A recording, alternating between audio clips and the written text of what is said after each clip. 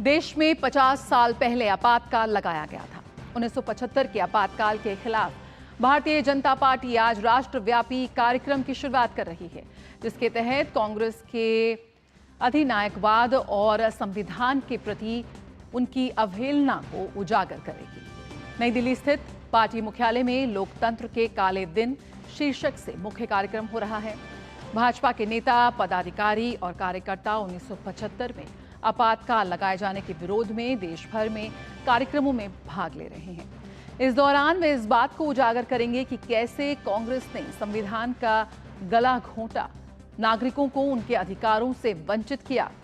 कल 18वीं लोकसभा के पहले सत्र से पहले प्रधानमंत्री नरेंद्र मोदी ने आपातकाल को लेकर कांग्रेस पर निशाना साधते हुए इसे लोकतंत्र पर काला धब्बा बताया था, जब संविधान को त्याग दिया गया था।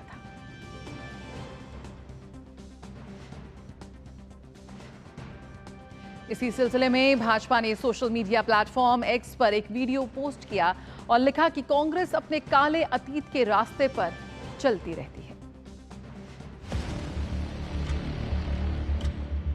भाइयों और बहनों, राष्ट्रपति जी ने आपातकाल की घोषणा की है।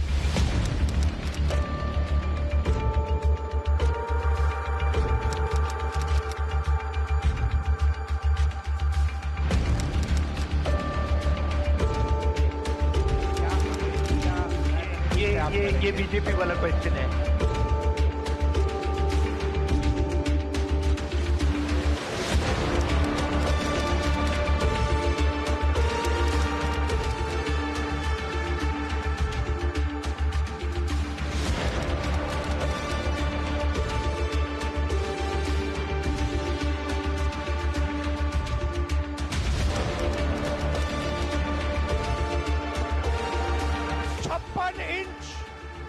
की छाती वाले प्रधानमंत्री लोकसभा में 1 मिनट के लिए नहीं आ पाया।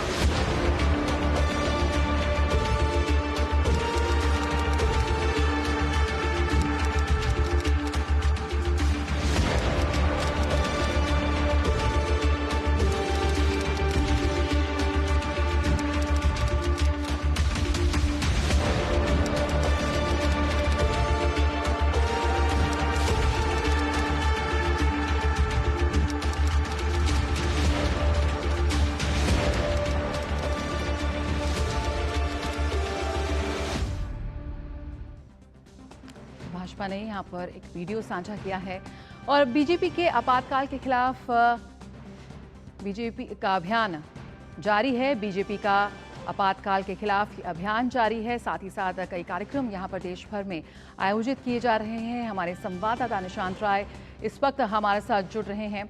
निशांत, यहां पर उस काले अध्याय को लेकर बीजेपी काफ़ी मुखरता से अपनी बात रख रही है और लगातार वो इस बात को उठाती आई है और एक बार फिर यहाँ पर ढेरों कार्यक्रमों का आयोजन किया जा रहा है। प्रधानमंत्री ने भी इसका जिक्र किया था। क्या कुछ आप देख रहे हैं?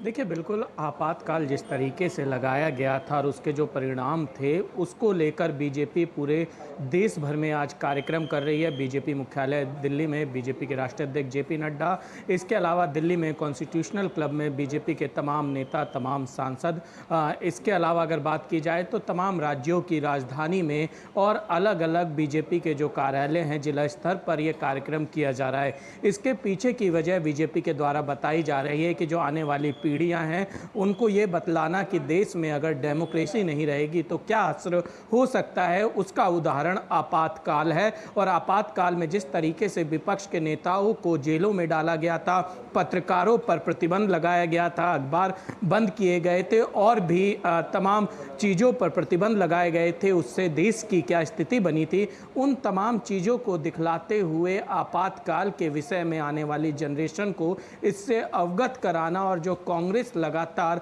संविधान की दुहाई देती है और उसी कांग्रेस की सरकार में संविधान का क्या हस्र किया गया था उसको लेकर बीजेपी आज देश भर में तमाम कार्यकर्ताओं के साथ तमाम लोगों के बीच जा रही है और उनको आपातकाल के बारे में बता रही है। 25 जून 1975 जिस समय आपातकाल लगा था, लगभग 2 साल ये आपातकाल चला था। 2 मार्च 1977 माफ़ कीजिएगा 21 मार्च 1977 तक का वो पीरियड था जिसमें लोकतांत्रिक मुल्क जो कि दुनिया का सबसे बड़ा लोकतंत्र है, यहाँ पर आपातकाल जैसा एक काला धब्बा इस मुल्क पर हमेशा के लिए छोड़कर चला गया, जिसकी कीमत भी इस देश ने चुकाई है। और इसके पीछे की वजह केवल और केवल राजनीतिक स्वार्थ था जो कि देश ने जाना और समझा भी था। बिल्कुल, उस अवधि को हमारे भारत के नागरिकों के अधिकारों के हनन के तौर पर सबसे बड़ी त्रासदी के तौर पर यहाँ पर देखा जा रहा है और यहाँ पर भाजपा की ओर से उसके खिलाफ लगातार अभियान चलाया जा रहा है। बहुत बहुत शुक्रिया शांत इस जानकारी के साथ जुड़ने के लिए। और हम बात करें आगे तो किस तरह से प्रधानमंत्री ने साल 1975 में देश में लगाए गए आपातकाल को लोकतंत्र का काला दिन बताया है। उन्होंने अपने सोशल मीडिया प्लेटफॉर्म एक्स पर पोस्ट करके कहा कि आज का दिन उन सभी महान पुरुषों और महिलाओं को श्रद्धांजलि देने का दिन है जिन्होंने आपातकाल का विरोध किया। आपातकाल का काला दिन हमें याद दिलाता है कि कैसे कांग्रेस पार्टी ने बुनियादी स्वतंत्रता को नष्ट कर दिया और भारत के संविधान को कुचल दिया, जिसका हर भारतीय बहुत सम्मान करता है। इसके साथ ही उन्होंने कहा कि सत्ता पर टिके रहने के लिए तत्कालीन कांग्रेस सरकार ने हर लोकतांत्रिक सिद्धांत की अवहेलना की और देश को जेलखाना बना दिया। जो भी व्यक्ति कांग्रेस से असहमत होता था उसे प्रताड़ित किया जाता था। सबसे कमजोर वर्गों को निशाना बनाने के लिए सामाजिक रूप से प्रतिगामी नीतियां लागू की गई। प्रधानमंत्री ने कहा कि जिन लोगों ने आपातकाल लगाया उन्हें हमारे संविधान के प्रति अपना प्यार जताने का कोई अधिकार नहीं। ये वही लोग हैं जिन्होंने अनगिनत मौकों पर अनुच्छेद 356 लागू किया, प्रेस की स्वतंत्रता को नष्ट करने के लिए विधेयक लाए, संघवाद को नष्ट किया और संविधान के हर पहलू का उल्लंघन किया। जिस मानसिकता के कारण आपातकाल लगाया गया वह आज भी उसी पार्टी में जीवित है जिसने इसे लगाया था। वे अपने दिखावे से संविधान के प्रति अपने तिरस्कार को छिपाते हैं, लेकिन भारत के लोगों ने उनकी हरकतों को देख लिया है और इसलिए उन्होंने उन्हें बार बार खारिज किया है। तो लगातार यहाँ पर प्रधानमंत्री ने ट्वीट्स किए हैं इसको लेकर। प्रधानमंत्री नरेंद्र मोदी ने आपातकाल को एक अप्रत्याशित अवसर बताया था जिसने उन्हें राजनीतिक स्पेक्ट्रम में नेताओं और संगठनों के साथ काम करने का मौका दिया, जिससे उन्हें विभिन्न विचारधाराओं और दृष्टिकोणों से रूबरू होने का मौका मिला।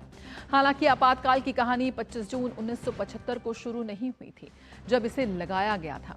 कांग्रेस पार्टी के भ्रष्टाचार के खिलाफ छात्रों के नेतृत्व में आंदोलन पूरे देश में फैल रहे थे और गुजरात कोई अपवाद नहीं था।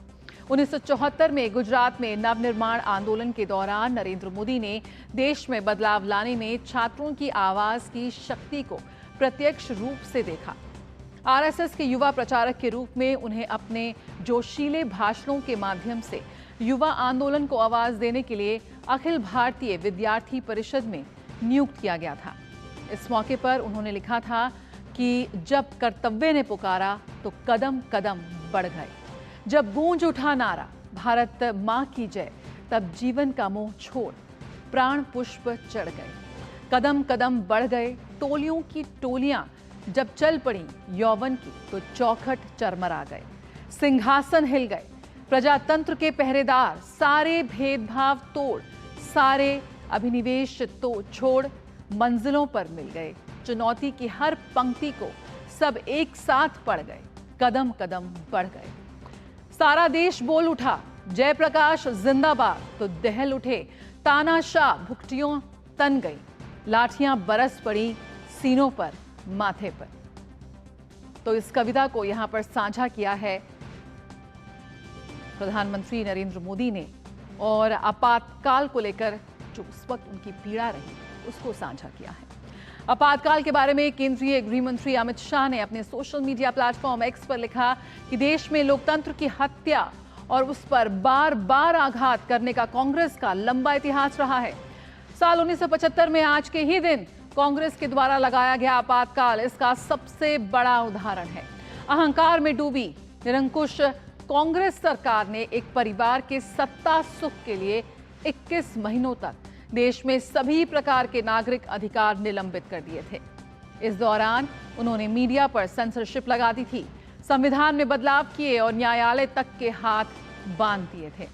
आपातकाल के खिलाफ संसद से सड़क तक आंदोलन करने वाले असंख्य सत्याग्रहियों, समाज सेवियों, श्रमिकों, किसानों, युवाओं व महिलाओं के संघर्ष को नमन करता हूं।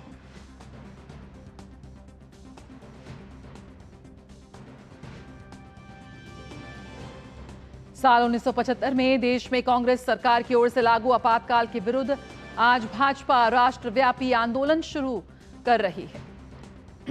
रक्षा मंत्री राजनाथ सिंह ने आपातकाल के संबंध में सोशल मीडिया प्लेटफॉर्म एक्स पर लिखा कि आज के दिन ठीक 49 साल पहले भारत में तत्कालीन कांग्रेस सरकार द्वारा आपातकाल लगाया गया था। आपातकाल हमारे देश के लोकतंत्र के इतिहास का वह काला अध्याय है जिसे चाहकर भी भुलाया नहीं जा सकता। सत्ता के दुरुपयोग और तानाशाही का जिस तरह खुला खेल उस दौरान खेला गया, वह कई राजनीतिक दलों की लोकतंत्र के प्रति प्रतिबद्धता पर बहुत बड़ा सवालिया निशान खड़ा करता है। यदि आज इस देश में लोकतंत्र जीवित है तो उसका श्रेय उन लोगों को जाता है जिन्होंने लोकतंत्र की बहाली के संघर्ष किया, उसके लिए जेल गए और ना जाने कितनी शारीरिक और मानसिक यातना से उन्हें गुजरना पड़ा। भारत की आने वाली पीढ़ियां उनके संघर्ष और लोकतंत्र की रक्षा में उनके योगदान को याद रखेंगी। केंद्रीय स्वास्थ्य मंत्री और बीजेपी अध्यक्ष जेपी नड्डा ने अपने सोशल मीडिया हैंडल एक्स पर लिखा, ये वह दिन है जब कांग्रेस पार्टी के आपातकाल लगाने के राजनीतिक रूप से प्रेरित फैसले ने हमारे लोकतंत्र के स्तंभों को हिला दिया था और डॉक्टर अंबेडकर द्वारा दिए गए संविधान को कुचलने की कोशिश की थी। इस दौरान जो लोग आज भारतीय लोकतंत्र के संरक्षक होने का दावा करते हैं, उन्होंने संवैधानिक मूल्यों की रक्षा में उठने वाली आवाजों को दबाने में कोई कसर नहीं छोड़ी। आज हम अपने महान नायकों द्वारा किए गए बलिदान को याद कर रहे हैं, उनकी याद दिला रहे हैं, जो आपातकालीन के काले दिनों के दौरान बहादुरी से लोकतंत्र के संरक्षक के रूप में खड़े रहे। मुझे गर्व है कि हमारी पार्टी उस परंपरा से जुड़ी है जिसने आपातकाल का डटकर विरोध किया और लोकतंत्र की रक्षा के लिए काम किया। विदेश मंत्री एस जयशंकर ने 1975 में देश पर लगाए गए आपातकाल के काले दिनों को याद किया। उन्होंने सोशल मीडिया प्लेटफॉर्म एक्स पर लिखा कि आपातकाल की घोषणा पर भारतीय लोकतंत्र के काले दौर और उस चुनौती का विरोध करने वाले द्वारा दिखाए गए साहस को याद करें। राष्ट्र की सामूहिक प्रतिक्रिया ने हमारी पीढ़ी को परिभाषित किया है। यह हमारे लोकतंत्र की रक्षा, संरक्षण और संघर्ष के लिए काम करने रहने की आवश्यकता को निरंतर याद दिलाता रहेगा। केंद्रीय सूचना और प्रसारण मंत्री अश्विनी वैष्णव ने आपातकाल को लेकर कांग्रेस पर निशाना साधा। उन्होंने अपने सोशल मीडिया प्लेटफॉर्म एक्स पर एक वीडियो पोस्ट कर कांग्रेस को तानाशाह बताया। द्वारा लगाया गया आपातकाल अभिव्यक्ति की स्वतंत्रता पर एक कुठाराघात जैसा था। इसके तमाम उदाहरण इतिहास के पन्नों में दर्ज हैं। अखबार छापने वाले दफ्तरों की बिजली काट दी गई। मीडिया पर कांग्रेसी सेंसरशिप लागू हो चुकी थी। अधिकारियों को अखबारों के दफ्तरों में सिर्फ इसलिए बिठाया जाता था ताकि कोई सरकार के विरुद्ध खबर न छापे। द इंडियन एक्सप्रेस के तत्कालीन संपादक रामनाथ गोयनका ने इसके विरोध में संपादकीय का पन्ना ही खाली छाप दिया था। 3800 से ज्यादा अखबार जब्त कर लिए गए। 327 से ज्यादा पत्रकारों को मीसा कानून के तहत जेल में डाल दिया गया। 290 अखबारों में सरकारी विज्ञापन बंद कर दिए गए। 7 विदेशी संवाददाताओं को भारत से बाहर निकाल दिया गया। लेकिन इंदिरा का अहंकार अपने चरम पर था, जिससे कला क्षेत्र भी अछूता नहीं रहा। इंदिरा गांधी ने अपने विश्वास पात्र नेता विद्याचरण शुक्ल के माध्यम से प्रसिद्ध अभिनेता मनोज कुमार और किशोर कुमार को कांग्रेस का समर्थन न करने की सजा दी थी। मनोज कुमार की फिल्म शोर को रिलीज के 2 हफ्ते पहले दूरदर्शन पर प्रसारित कर दिया गया। वहीं किशोर कुमार के गानों को आकाशवाणी से प्रतिबंधित कर दिया गया। 1978 की फिल्म किस्सा कुर्सी का के सारे प्रिंट जला दिए गए। आज उसी कांग्रेस पार्टी के नेता संविधान की दुहाई देते हुए जनता के जनादेश को नकारने का प्रयास करते हैं। ये कांग्रेस का इतिहास है। आज सत्ता की बेचैनी में वो देश को उसी आपातकाल की तरफ धकेलने के प्रयास में हैं।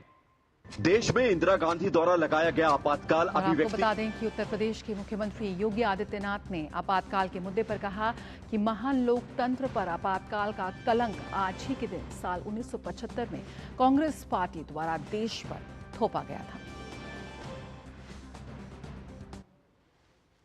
भारत के संसदीय लोकतंत्र का एक काला अध्याय आज से ठीक 50 वर्ष पूर्व आज के दिन ही देर रात्रि में हुआ था, जब कांग्रेस की तत्कालीन सरकार ने भारत के संविधान का गला घोंटते हुए लोकतंत्र को पूरी तरह समाप्त करने की साजिश रची थी। साथ ही उन्होंने ये कहा कि कांग्रेस की तत्कालीन सरकार ने विपक्ष के सभी नेताओं को बंद कर लोकतंत्र के गले को घोटा था। 25 जून 1975 रात के अंधेरे में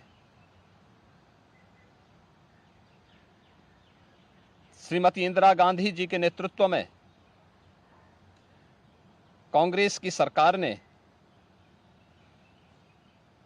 कैसे भारत के लोकतंत्र को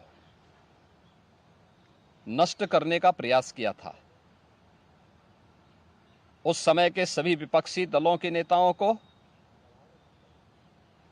उसमें से अटल बिहारी वाजपेयी जी, से मोरारजी देसाई जी, श्री जयप्रकाश नारायण जी, श्री लाल कृष्ण आडवाणी जी और विपक्ष के सभी नेताओं को बंद करके लोकतंत्र के गले को पूरी तरह घोंटने का प्रयास किया था।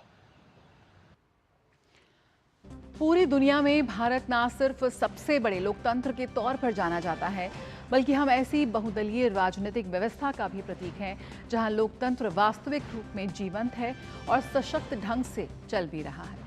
लेकिन इस मकाम तक पहुंचने में हमने कई चुनौतियों को भी पार किया है। 1975 का आपातकाल हमारे लोकतंत्र और संवैधानिक ढांचे के लिए एक ऐसी ही चुनौती लेकर आया। इसे हमारे लोकतंत्र के लिए काले अध्याय के तौर पर याद किया जाता है। आपातकाल का 50वां वर्ष चल रहा है। इस अवसर पर हम बात करेंगे इमरजेंसी के उस काले दौर की और जानेंगे कि कैसे एक अल्पसंख्यक सरकार ने इमरजेंसी का इस्तेमाल कर खुद को संसद में बहुमत वाली सरकार में बदल दिया। 26 जून 1975 की सुबह ऑल इंडिया रेडियो पर तत्कालीन प्रधानमंत्री इंदिरा गांधी की आवाज में एक संदेश प्रसारित हुआ। पूरे देश ने इसे सुना। इंदिरा गांधी ने कहा, भाइयों और बहनों, राष्ट्रपति जी ने आपातकाल की घोषणा की है, लेकिन इससे सामान्य लोगों को डरने की जरूरत नहीं है। इसके साथ ही देश में आपातकाल का दौर शुरू हुआ। इसका प्रावधान देश में आंतरिक अशांति से निपटने के लिए भारतीय संविधान की धारा 352 के तहत किया गया है। इसके साथ ही लोगों के मौलिक अधिकार निलंबित कर दिए गए। देश भर में प्रेस सेंसरशिप लगा दी गई। इंदिरा गांधी का रेडियो संदेश प्रसारित होने से पहले 25 जून की रात को देश में आपातकाल लागू करने का फैसला हो चुका था। आधी रात को ही तत्कालीन राष्ट्रपति फखरुद्दीन अली अहमद ने इस फैसले पर दस्तखत कर दिए थे। आपातकाल लागू होते ही विपक्ष के तमाम नेताओं को गिरफ्तार करके जेलों में डाल दिया गया। आपातकाल 21 मार्च 1977 तक जारी रहा।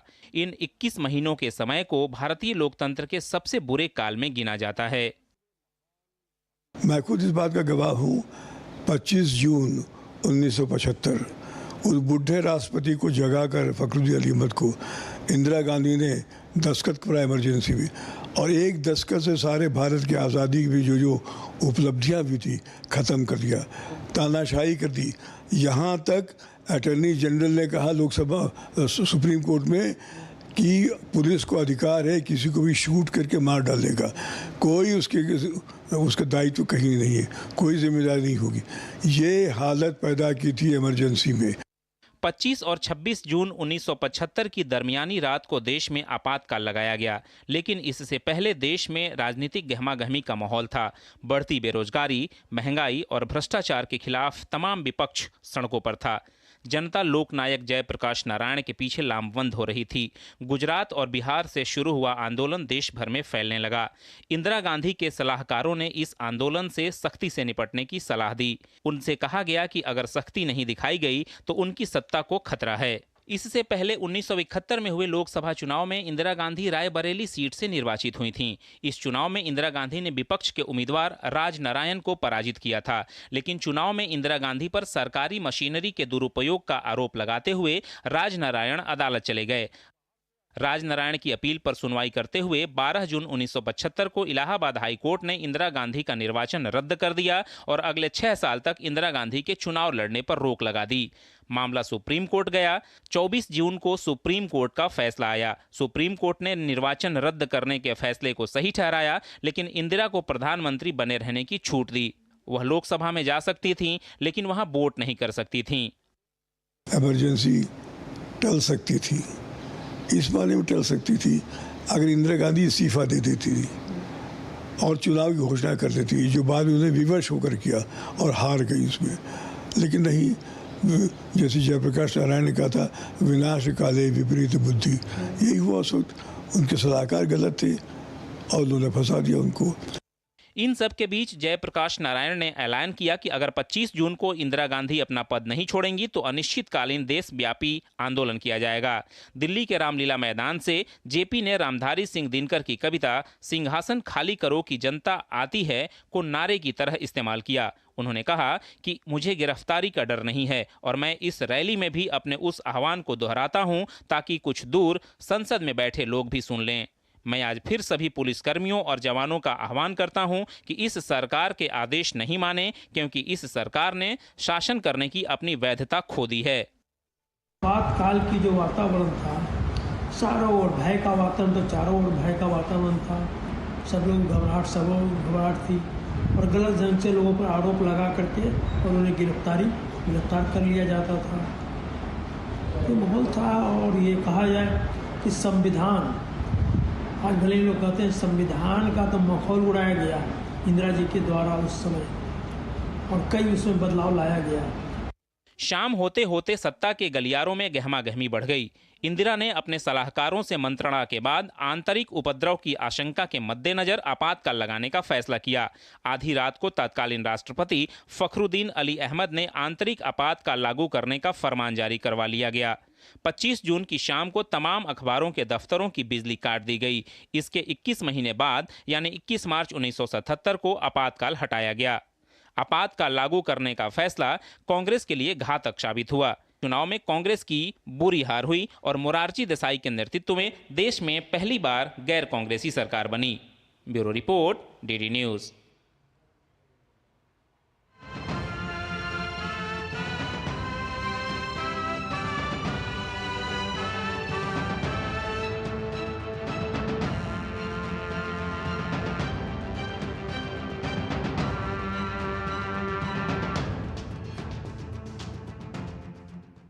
यहाँ रुकेंगे छोटे से ब्रेक के लिए, जल्द हाजिर होते हैं। बने रहिए मिड डे प्राइम के लिए।